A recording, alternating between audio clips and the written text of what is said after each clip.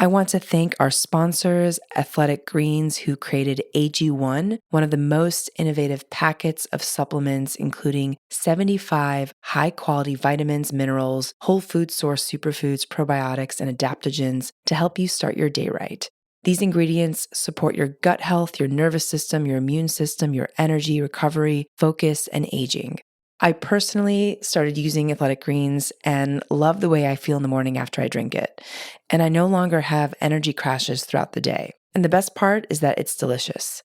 The founder of Athletic Greens created AG1 because he experienced a ton of gut health and ended up on a complicated and expensive supplement routine to recover. Right now, it's time to reclaim your health and arm your immune system with convenient daily nutrition. It's just one scoop in a cup of water every day. That's it. No need for a million different pills and supplements to look out for your health. To make it easy, Athletic Greens is going to give you a free 1-year supply of immune-supporting vitamin D and 5 free travel packs with your first purchase. All you have to do is visit athleticgreens.com/Yasmin. Again, that is athleticgreens.com/Yasmin, YASMEEN, to take ownership over your health and pick up the ultimate daily nutritional insurance. Hi, my name is Yasmin Tarehi, and this is Gateways to Awakening, where we host one-on-one conversations with leading experts in wellness, well-being, and spirituality. Today's episode is about developing intimacy and stronger connections with Lisa Kalfus, a heart-led human connection facilitator, experienced designer and coach, and the founder and chief connector of Firestart Connections. She's deeply passionate about helping people create strong, authentic relationships by elevating conversations from small talk to real talk to ignite a more connected life and workplace culture. She's the creator of Connection Hour, a powerful experience that ignites meaningful connections and conversations to deepen relationships. She's on a mission to help professionals and teams have better conversations to connect better with anyone. I'm so excited to welcome Lisa to the show. We recently met in Palm Springs at an event, and I was so overcome with her ability to create intimate conversation in a very short period of time. So I think that you will learn a lot from this conversation and episode. All right, welcome, Lisa, to the show. Thank you, Yasmin. It's such a pleasure to be here today to enjoy some more meaningful conversation with you and really explore my favorite topic, connection, together. Likewise. So Lisa, what are some of the biggest misconceptions people have about connection and developing intimacy? Yeah, wow. Such a great, powerful question to start and kick us off. And I have learned a lot about connection in so many different facets, both in business and in personal life. And there are probably a few really strong misconceptions that come across the board. And certainly, the first I would say is that people really believe that in order to build stronger connection and intimacy, you need a lot of quantity of time versus it being really the quality of time. And so often that gets in the way, and people feeling that they need to really spend a lot more time with people in order to build that level of intimacy. And it's amazing how fast you can actually create it. The second thing that is a misconception is that we often feel that we have to wait to really show more emotions and be more vulnerable, and that happens over time, slowly. And really, that is definitely a misconception. And there's different levels of cadence and vulnerability that we can experience. But so often people misconceive vulnerability for really only meaning that it's sharing your deepest fears and your challenges. And that you certainly need to wait, to open up into some of those depths. But really, in the simplest form, vulnerability can just be about sharing emotions and any type of emotions. And it's also really kind of helpful, I think, for introverts to kind of understand that, what we are really experiencing and kind of believing is like to just skip some of that surface level of just like what you are doing in the moment, and then really just dropping more into the emotion, which really helps an introvert feel really, really comfortable and confident in any situation. And the third misconception I would say that I hear a lot is just that relationships are meant to be long lasting, and all relationships are. And really, that is a misconception because it's okay and natural if relationships shift. Right, right. Wow.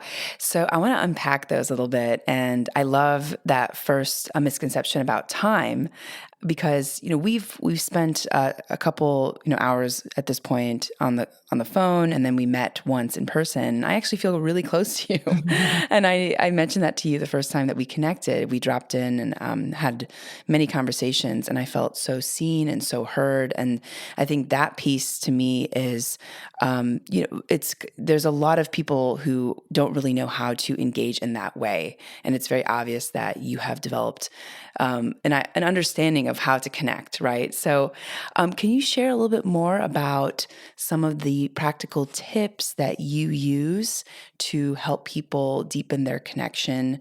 And then we can unpack some of the other misconceptions, because I thought they were great. But yeah, we could just start with that, with some ways to engage, like what really worked in our first conversation. Yeah. So I think the keys in terms of how to really connect better are simple but powerful. And the three things that I truly believe and have experienced and done a plenty of research around as well are, the first is being curious and asking better questions.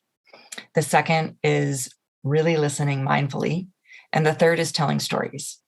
And so if I can share just, the kind of the simple tools that really anyone can have and really just put into practice every single day, would be, before you're really connecting with others, the first thing you need to do is actually just connecting with yourself.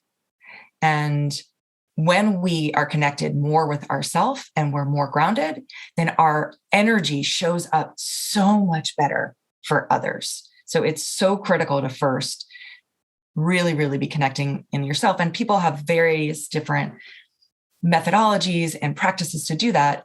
The tool that I love is in presencing. And I often will do breath work and really just take 3 deep breaths, like before walking into a conversation or a meeting, and really just like allowing for myself to slow down and calm. And if you're triggered, this is also a really, really powerful tool in order to really just pause for a moment. I also take lots of walks in nature and meditation. And all of these things are just practices to cultivate presence and calm so that we're showing up best for others. But then in terms of how we connect with others and become really more masterful conversationalists, it's really about learning to cultivate more curiosity and care and compassion, and then presence in our conversations. So the specific tools that I love to guide and teach people around is really how to become more curious and ask better questions. And that's all about asking more thoughtful and insightful questions to quickly get below the surface so that you're understanding more of people's emotions and experiences, so that you're really gaining more understanding. So same thing when we first met, I was really trying to learn so much more about you, of like, what's driving who you are and your experiences? What was driving how you were feeling in the moment? And I was just kind of like asking you, like, would you be open to sharing more about why you feel that way so that I can better understand? And those are ways that we can really kind of simply start to better understand someone. And the second tool is around mindful listening. And that is really about being so incredibly present in a conversation without any distractions. A simple tip I always do is, if I have a phone around, I will gently turn it over so that subconsciously someone is seeing that I really am just being present in that conversation with them. And that's all that matters right then and there. And if I think that there's some emergency that might happen, I might share openly, hey, something might come up. That's the only reason I would look at my phone. But otherwise, I'm just there in that moment.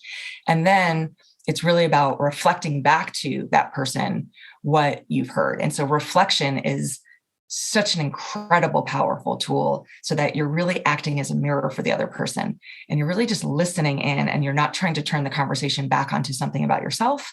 And you are really sharing anything that makes that person feel seen, heard, or understood. So you might just share back, oh, it sounds like you're feeling, calm or comfortable or uneasy. Like, is that right? And really just trying to reflect what you might have experienced them. And that's a really powerful tool. And I can share lots of different, ways that I've seen that be powerful and successful. But you really can do all of those things in your personal and professional life every day in a conversation and become that curiosity detective and a really skillful listener. And that will immediately create more intimacy. Amazing. Yeah. I love the reflection piece. I think that is so powerful, just to make sure that we understand what the person is saying. And I actually want to break this down into two different examples or case studies, really. Like, one is if you're working with someone who is, or connecting with someone who is much older or from a different culture. I think that that's kind of where a lot of communication breakdown can happen. And I'll speak for myself in my own family. I was born in the U.S. My parents are from another country. I have a lot of friends who are from all over the world, and oftentimes there can be a misunderstanding in the conversation, right? Cultural context, religious context, location context, right? And so how do you, if you're not understanding someone, and even if, let's say, you're doing this reflection, you're not getting it, what then? Or how do you work with people who are in these very different cultural contexts? Yeah, so it's a couple of different layers to that. So, at the highest layer, because I work with a lot of different companies and teams that have global teams and are really managing the dynamics of different cultures within their organization. And so I see a lot of the different dynamics. And so a lot of times it's really first just slowing down to make sure you're asking for clarity. Because so often the misconceptions and misunderstandings happen because we are not actually really understanding what that person is thinking or feeling, or what they might believe or shared in a particular opinion. And so we are creating our own interpretation of that or story in our head, and then that will then really impact the interaction. So the first thing is really just to kind of like slow down and ask for clarity, but making sure that we do that in a way that we are monitoring our tone. So it comes from a place of genuine curiosity versus it feeling like you are being attacked in any way, shape, or form. And so you might just really start just be like, hey, I heard you say this, you start with the reflection, but I'm not sure I'm really clear on what you meant. Can you share a little bit more about that? And really just coming from that place of curiosity. So that would be kind of the first thing in any situation. And then the second is when you're really having conversation with people that might have very different, belief systems, and that comes from their experiences and backgrounds. And so the key is that first, from a mindset standpoint, is to embrace that. Like, we are all human. And that is the beauty of humanity, is all these different experiences. Life is so much more enriching because we have very different experiences, and we can really see the diversity of that within our cultures. So it's so powerful to learn from other people and to be able to understand and not feel like we always have to come to common ground and really share the same belief system. It's okay that we don't always have those same belief systems. But it's really the interesting part is understanding why someone has a certain belief system so that you better understand their experiences. So with that, it's really coming to a conversation and really just being curious about what the influences were that they had. So, you gave of cultural context, maybe it's religion or maybe it's political, and really just being like, hey, I'd love to better understand why you believe that, or what experience you had that really shaped that belief. like really coming from it from that perspective and that lens. And then if it is a situation where you're really trying to see if you could get to more common ground, because that's also really important sometimes, whether it's in personal or business context. And from there, when you really, really are first allowing for the space for each side to understand, why do you feel so strongly about that? Then and keep asking the question, then you can better understand, can you find a place that both of those needs might be able to be met? Like for example, within a professional environment, maybe there's a big project that you might be working on and you're like, there's all these different cultural dynamics. And so you're really trying to get to it, but one particular team that's working on this project might really not want to work through a couple of days on a weekend because it's a big cultural holiday. Whereas the other team is like, we've got to get this done and we really, really want this to happen. And we're only going to be successful as a team if we are all hands on deck. So you then might be able to understand, well, why is it important for each of them within their cultural context and for the other team and what they need? And then complement on, well, maybe one team can handle a piece of that, before the weekend and then allow for the time that they can be with their family culturally, because that's really important. And then the other part of the team can take it from there and, and really be able to work on a different part. And really you're after the big collective vision. So it's really first just kind of always understanding where someone's mindset is, and then trying to see where you can find that common ground. Oh, yeah. I really love that. So, Lisa, what are some ways that, some questions that we should be asking others to feel seen and heard? I mean, you mentioned a couple in your earlier examples, but can you share, like, what are some ways that we can connect with people, especially if those have very little self-awareness or may not actually know what they think, right? Like maybe, the person that you're speaking with is not reflective enough, to really understand where they're coming from. So how do you work with those types of people, and what kind of questions should we be asking, just kind of generally to make sure that, others feel seen and heard? Yeah. So, there's so many different ways that, we can be really, really guiding good dialogue effectively to have someone feel seen, heard, and understood. So it depends so much on the context. That said, generally speaking, it's again about asking open-ended and thoughtful questions that are really insightful so that you're really getting to know more about the emotion behind the experience. So, for example, you might first be meeting someone new, and there's simple shifts you can make in when you're first meeting someone to just better quickly understand them. So, for example, so often when we're meeting someone, we ask, what do you do? And it's such a common question. I personally don't have that question in my repertoire and vocabulary anymore because I have learned that there's a simple way to shift that is so much more powerful and insightful.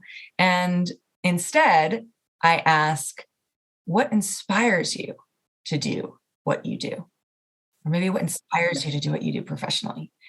And so by asking it that way, they will share what it is that they do, but they'll share it way more from a place of what truly motivates them and what it lights them up and what their experiences are that might have led them to that.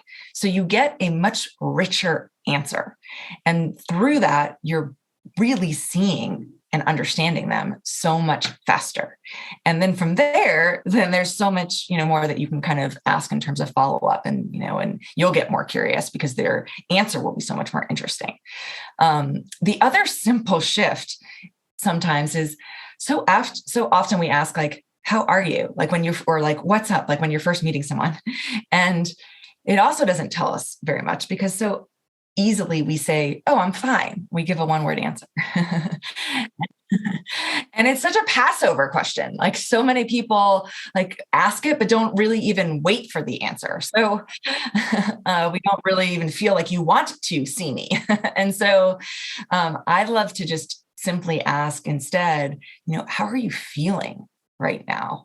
And with that, you'll understand a little bit more, and they can just answer it with, just one or two words of what they're feeling. And then from there, you can kind of get more curious. So I do this all the time, especially when meeting, new people or just checking in with someone. You can do it, as a check-in on a business conversation, or even when you're meeting someone. I had a new connection with someone recently, just last week. And, I asked it in this way. And I also, when I get the question asked of me, how are you? I quickly shift it and answer it like I would if I was asked, how are you feeling? So that's really powerful, because the response that then I shared, like, oh, I feel really like grounded and nourished and elated. And, and I shared those words and why. And he was like, whoa, like that was such an enriching, like, first part of our conversation. And he proactively shared that. And so it's a great way to build rapport with people. And you can do that, and you're empowered to make that shift. So that's like a simple way that to really shift the conversation when you're first meeting new people. And then in terms of deepening intimacy with someone, you can be asking those things as well. Like, what inspires you around that? Or it might be a conversation, with a partner or a friend, and some tension arises. And you really just, might need to go deeper and just say, like, ooh, it sounds like your needs for so-and-so are not being met. Like, is that right? Like, can you tell me a little bit more about that? Because even if they're not skilled in reflection, they at least can be guided into sharing a little bit more about what they're thinking and feeling. I love that question, that follow-up question, is that right? Because a lot of people, I think we assume that we understand what someone is going through or how they're perceiving their reality. But I love that follow-up question, because it gives them the sort of final answer to say, yes, that was right, or no, actually, that's not what I meant at all. I really love that. So, Lisa, what are some of the ways that you coach corporate teams? And can you walk us through your process and talk a little bit about this connection hour that you do with teams? Sure. Yeah. I am really deeply passionate about helping people connect better, in business and in life, just like live a more deeply connected life. And so for teams, since we spend so much time also in our day-to-day within work, I created and guide a virtual and in-person team building experience that is also a personal growth experience. And it really ignites strong and authentic relationships by sparking more meaningful conversations.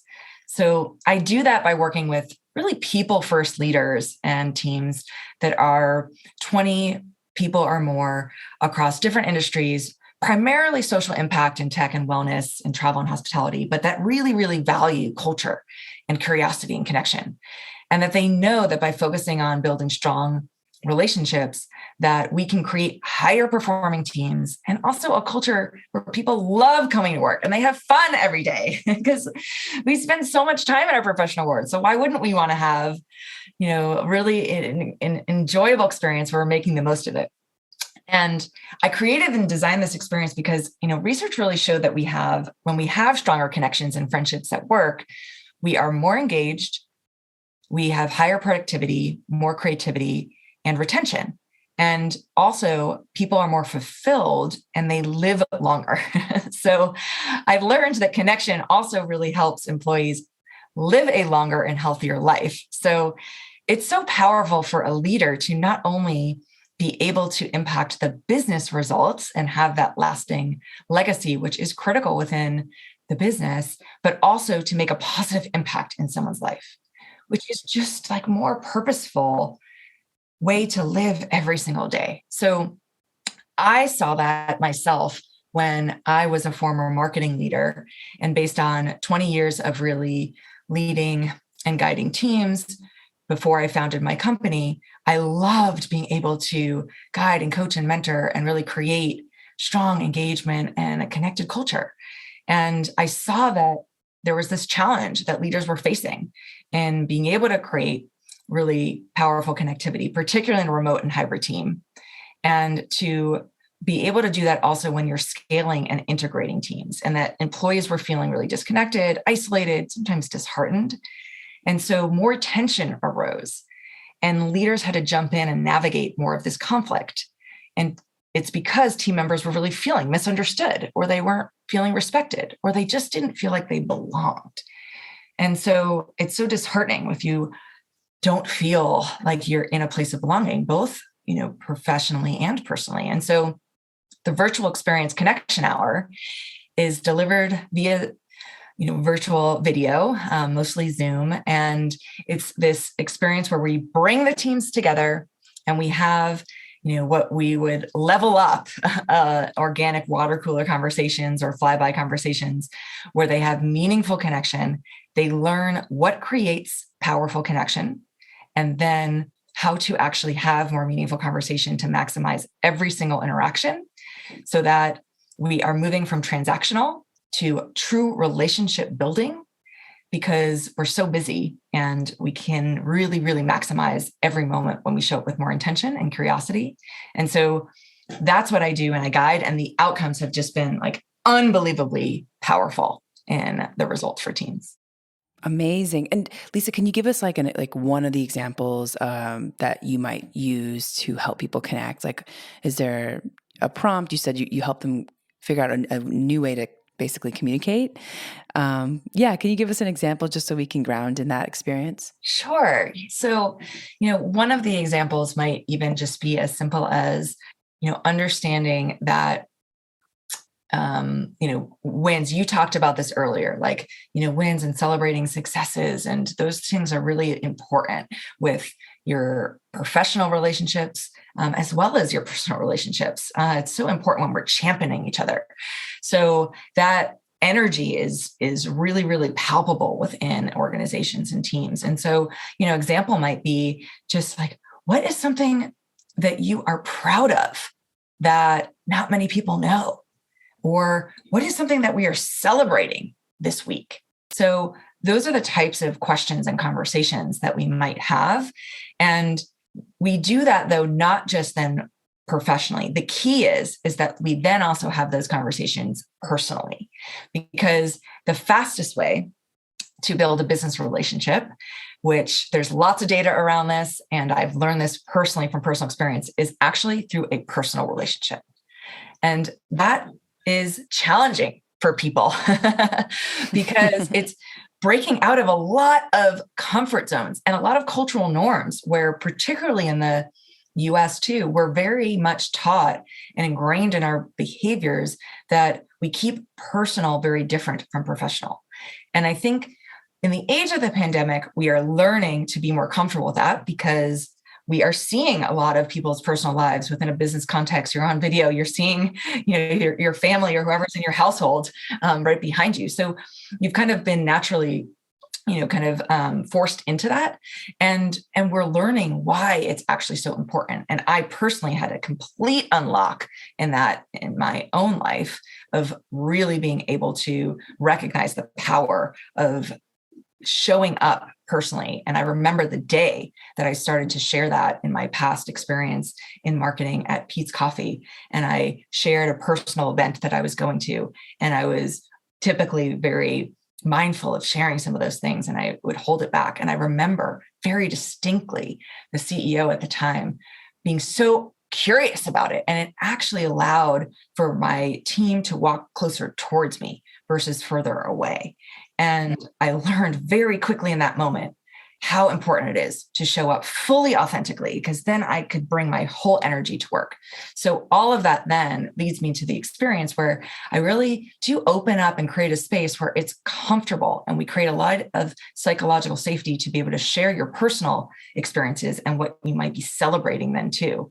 And that's why the experience has become so powerful, and the measurable, tangible results have been, from single up to 80% increases in trust and understanding and comfort, sharing opinions more openly, and stronger personal relationships, which all has also improved retention, because people are seeing then also the lasting impact that it's had within their cultures and teams.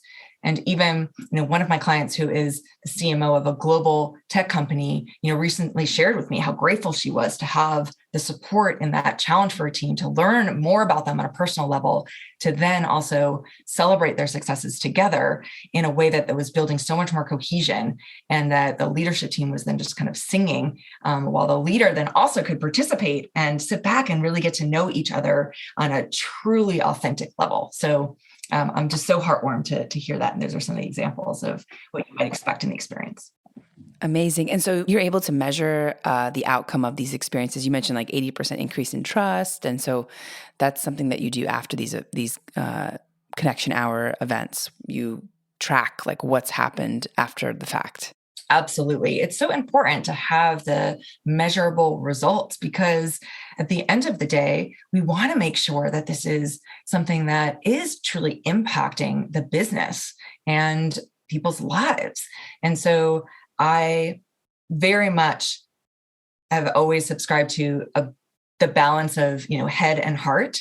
And so from a head standpoint, looking at the data and really being able to share that with decision makers and teams to see what the impact is, to then also motivate also the behavior that much more. So we do what would be similar to a culture survey prior to the experience.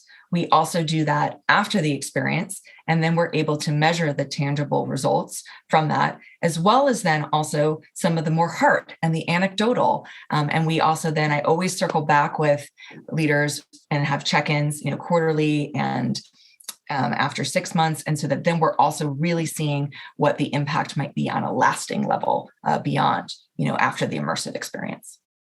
Right. And I imagine that there's probably recurring workshops. You mentioned that you also do 6 weeks or more based on what a company or team is going through. Yes, absolutely. I have different experiences that might be one-off, 90-minute experiences. And there's, different topics around really facilitating connection in those. And then I do immersive experiences that would be the core first one that's foundational, is 6 weeks, so that everyone is really, really getting on the same page and unlocking this. And then from there, that can also continue at a different level of frequency, so that then it becomes even more ingrained in the culture and the behavior, which I love them being able to also partner with companies to have really that like lasting extension, of the team impact. That's so powerful, Lisa. So I'd love to learn a little bit more about your journey. So you were a marketing executive for, you said 20 years or so. And I'd love to know like what made you transition into creating Firestart connections and doing this type of work. So yeah, I am so grateful for my journey and all the different facets of my experiences that shaped who I am today, and what really had me recognize what lit me up the most, and also what my superpowers were, that then I could really be imparting and in service to others. And so a lot of my journey, there's a lot of these different kind of common themes that then led me to really what became then my purpose around helping people connect better by having more meaningful conversation. And I would say that, from a professional standpoint, I did have a 20-year marketing career, and it was in lots of different, industries, particularly wine and coffee industry. And really those industries, the common thread was around those being beverages that inherently create connection, like whether it was with yourself or with others. And so I had the pleasure of being able to, create lots of different experiences, for wineries, whether you were connecting, with people around the country or the globe, or also different experiences at our properties, and really bringing people together and savoring that and telling stories over a glass, and really taking those moments to really drop in and connect, and being able to coach and mentor teams and really shift the culture. And so in one of my experiences, we really shifted the culture to be one that was leading more with heart and vision and purpose around making time for what mattered, which was inherently about bringing people together and connecting. And so, I did all of these, different things within cultures that really shifted and impacted the connectivity of the organizations. And in my personal life, I was always connecting, and really I learned that from a very early age, and even remember very distinctly, kind of helping my dad throw a surprise party for my mom.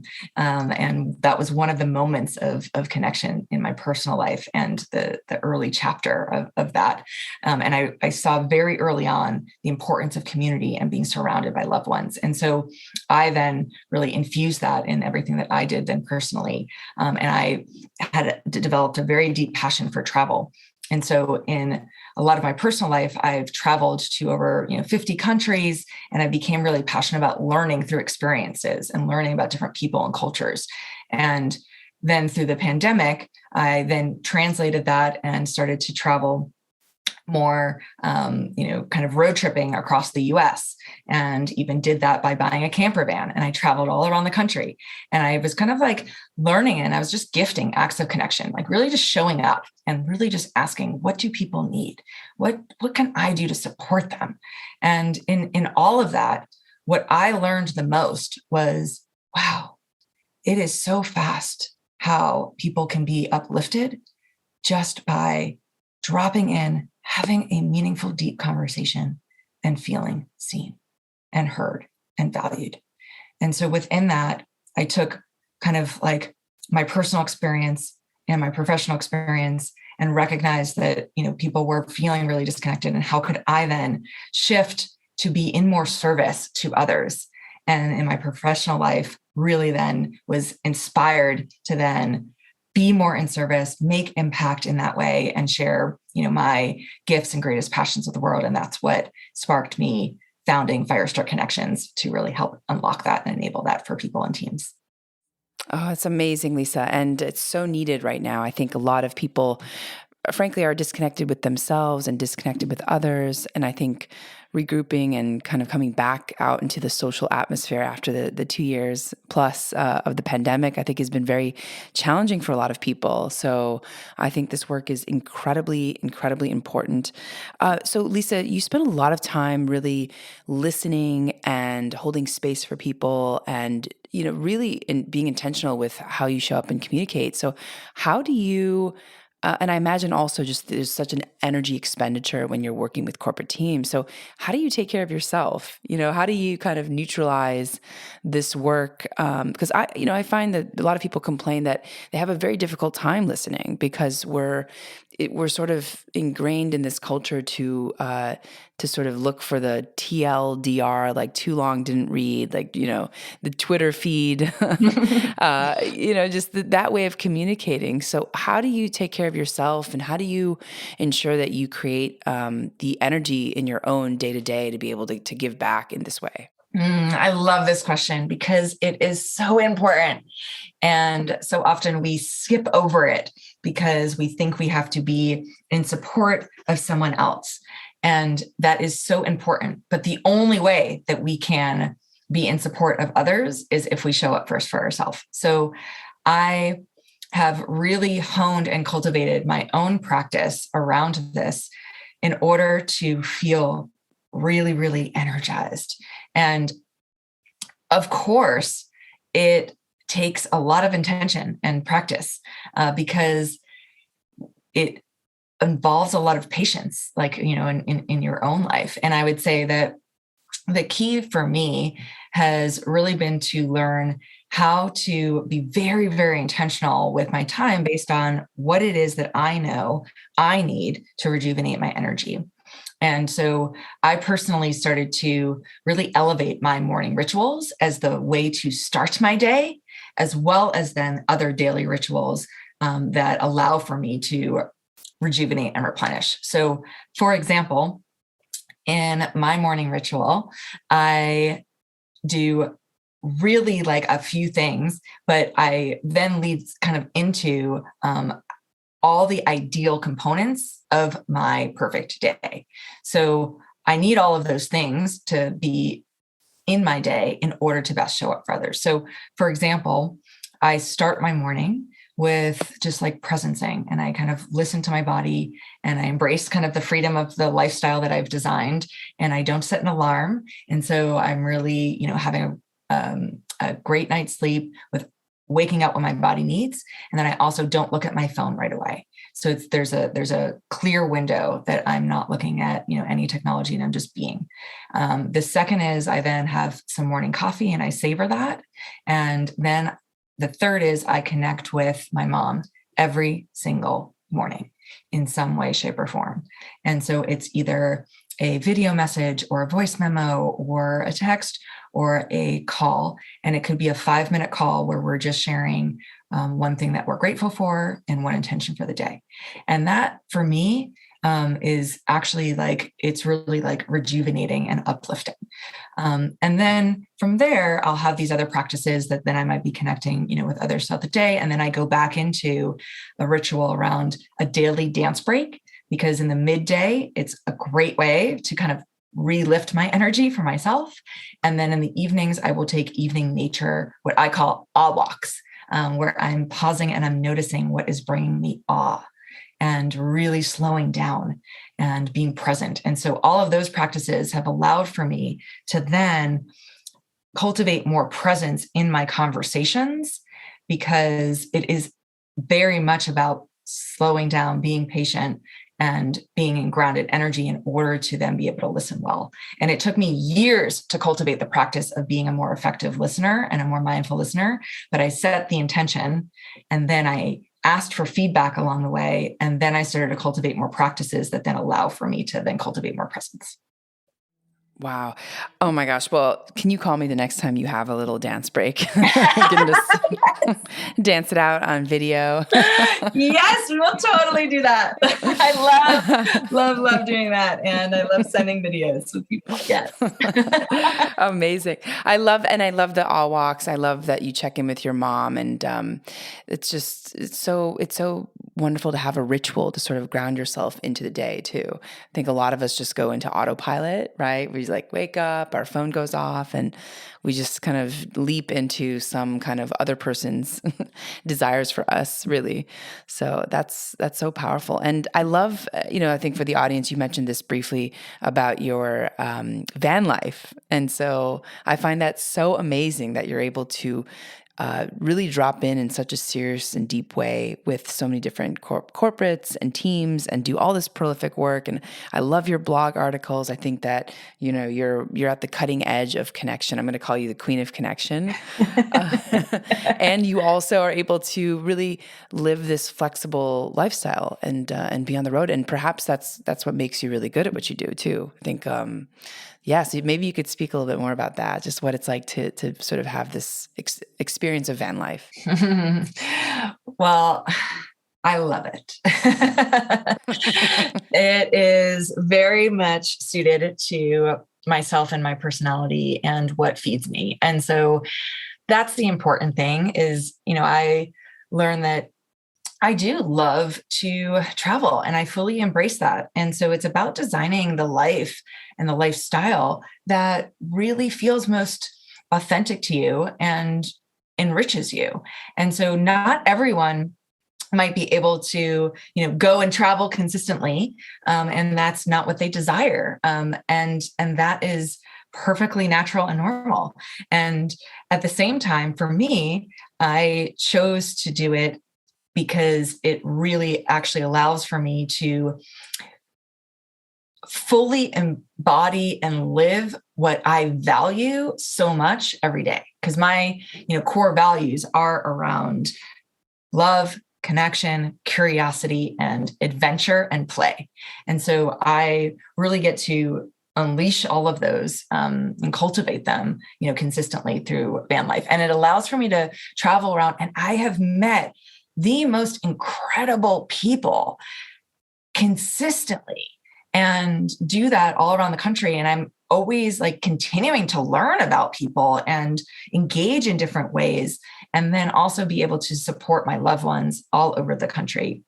And so it's been incredible to be able to go and see people that I care about and deepen those relationships, friendships, and family relationships, and stay whenever I, am in a place that I can just kind of go with organized spontaneity and just be, and go and visit, for example, my brother and sister-in-law and nieces and nephews on the East Coast, and be able to take them to a national park. And it's really allowed for us to have so many enriched experiences, while also then from a business standpoint, it allows for me to be really flexible in where I am to best support my clients that I can serve in different places, and also different retreats and experiences that I can show up for and guide also in person in, certainly a safe way, during the age of the pandemic. So I've loved being able to also travel around.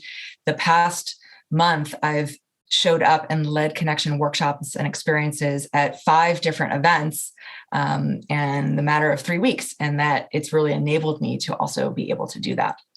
Amazing, amazing. Oh, that sounds just so lovely. And I love that you are living true to yourself and living true to your core values. And so, Lisa, what are some of the things that have surprised you the most on this journey? Well, there's so many surprises, and beyond the surprises that I've also gifted to people, I will say, because one of the things I absolutely love to do, because I truly believe the power that surprise has in fostering deep connection, is just showing up and surprising people. So I have done that consistently, and I did that and surprised my mom for Thanksgiving, and am so grateful for the connection that deepened for us, and for what she shared with me around how it was the greatest day of her life, and that she's never felt more seen, loved, and connected all at once. And so it's just like every time I think about that experience, like my whole body gets warm. So it's just so powerful when we can surprise people. So I am continuously surprised at the power of surprise, and I absolutely love it. So anyone can do that in any moment, and can really tap into the power of that. And the other things that have really surprised me is that, it really doesn't cease to amaze me, like that, we're all human, and we are all having the same needs in our human experience. And so many people really just desire deeper intimacy, but they don't share that with others. And they think they're alone in their thoughts, or fear holds them back. And, there'll be anxieties in social situations, or particularly for introverts. And that is so, so, so normal, because we have not been taught a lot of these skills in our education. And so it's natural that we don't always know how to really do this very, very effectively. And so it also then doesn't cease to kind of like amaze me and be surprised at the immediacy of the impact, and like the joy and elation when we do show up in these ways. And that also the ways I've been able to kind of guide experiences that enable people to do it faster and go deeper really, really quickly. And the power in that, when you do that also consistently and show up with more intention in your conversations. And so I think, many people share with me that they have shared things with me very quickly that they've never told anyone else before. And that never ceases to surprise me. But it's really kind of sometimes within our first conversation that I hear that. And it's because people are feeling really safe and seen. And that is just our basic human need. So I'm always so grateful for those interactions, and to be able to create those safe spaces that allow for that, because the interaction is so much more enriching for them, which I care deeply about, to have positive impact in people's lives. And it's also reciprocal, because it's so, so enriching for me too. Oh, beautiful, Lisa. I'm so grateful for the work that you do. And who inspires you today? Who are maybe books that you've read or a person or someone in your life, personal, that inspires you, and why? Personally, I'm also going to share that my mom inspires me because in her mid-70s, she is still learning and growing every day. And that to me is so powerful and such a gift in this life, that when we always stay curious and are lifelong learners, then at any point in time, our life can remain interesting. And so I'm really inspired by how we have been learning and growing together in this journey around communication and compassion, and that she is also now open to learning and growing from me, and that now that relationship then can be even that much more reciprocal.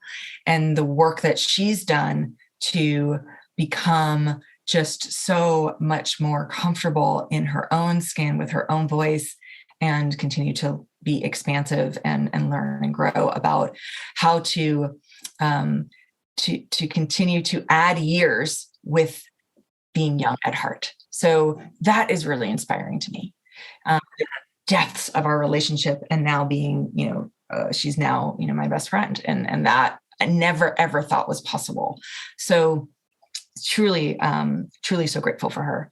And the other people that inspire me, that are mentors, even with people that I have not met, that I follow, have been people like Vishen Lakhiani, who is the founder of Mind Valley.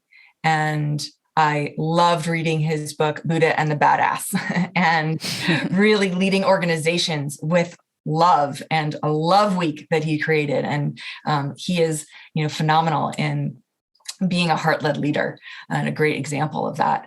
I'm really inspired by Rebecca Campbell and her book, Light is the New Black, which really helped unlock for me too, things that lit me up the most, that then I could be in more service, in my life around. I'm inspired by Michael Singer, who I just finished his book, Surrender Experiment, and I absolutely loved it.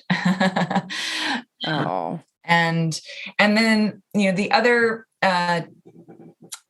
people that have been great, inspirations and mentors for me have been Jessica Ansel Coleman, who she is a love activist and also a connection expert, and has been a beautiful mentor and friend to me. And she led an experience called Gratitude Adventures, which I took during the the start of the pandemic, and just learned to deepen my gratitude practice, and to really be able to do that in a space virtually, and connect really powerfully and learn from others.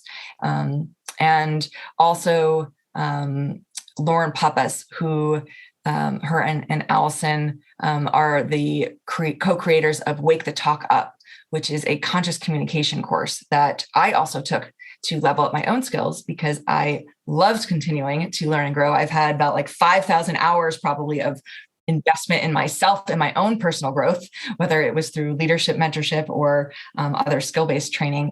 And so they also have been great mentors and collaborators in the age of conscious communication. Amazing. And what was Lauren Pappas's class called? What is it? It's called Wake the Talk Up. Wake the Talk Up. Okay, amazing. And so, Lisa, we're winding down, but what do you want to tell our listeners about your work as a main takeaway? What is your main takeaway as the Queen of Connection? And then, where can people find you? So, I would say my main takeaway is just, life can be so much more enriching when we connect deeply, and you are empowered to spark meaningful connection in your conversations and to really maximize any interaction. So I promise you that when you go deeper, faster in any conversation, your intimacy and relationships will truly accelerate, and your life will be richer and more fulfilling. So I encourage you to just remember, every single person is interesting and has an interesting story to share. and you can learn and grow from every conversation. So think about that when you go into every conversation, and it will allow for you to stay present and cultivate that deep connection. Yeah, so if you want to check out any resources, you can certainly visit my website at firestartconnections.com, and you can download even some complimentary tools. I have a toolkit on 3 keys to connect better, which talks about many of the things that we talked about today, and you can go deeper in those practices. And I also share a newsletter to my community where there's lots of stories and tips, and also events and workshops like deep listening that might be coming up. And also on social media, Lisa Kalfus on Instagram or on LinkedIn. And I share some of my favorite conversation starter questions so that you can continue to learn better, more insightful questions to deepen your conversations. Amazing, amazing, Lisa. Thank you so much for your time. We'll leave the link to your website in the show notes. And for our audience, thanks for joining and for listening. In this episode, we learned about how to build intimacy and deepen connections with others with Lisa Kalfus. And you can tune into Gateways to Awakening, where we host one-on-one conversations with leading experts in wellness, well-being, and spirituality. Thanks again.